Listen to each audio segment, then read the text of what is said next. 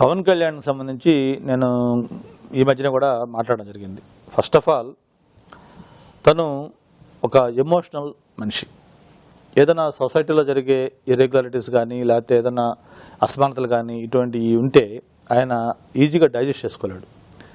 ఈ రాష్ట్రాన్ని విభజించిన తీరు పట్ల ఆయన తీవ్రంగా స్పందించడంలో అతిశయోక్తి లేదు. ఎందుకంటే ఆయన ఏంటి అంత అన్యాయం, చక్కగా ఉన్న తెలుగు ప్రజల్ని జస్ట్ ఓట్ల సీట్ల కోసం విభజిస్తారా, ఇంత జరుగుతుంటే ఏమీ చేతకరంలాగా చేతులు ముడుచుకొని కూర్చోవాలా అనే ఒక ఆవేదన, ఆక్రోషం ఇవన్నీ ఆయనలో ఉన్నమాట వాస్తవం.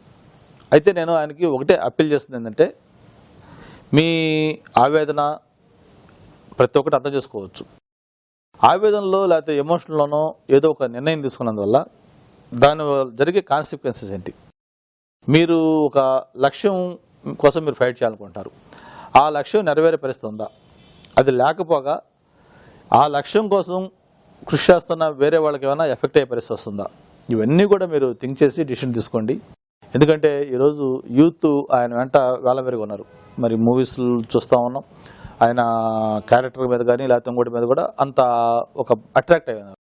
ఒక యూత్ని ప్రభావితం చేసే పరిస్థితులు ఆయన ఉన్నారు డెఫినెట్గా. అటువంటి పరిస్థితులు ఆయన తీసుకున్న నిర్ణయం వల్ల ఆయన ఏదైతే లక్ష్యం మనసులో ఉందో ఆ లక్ష్యం దెబ్బతినకూడదు.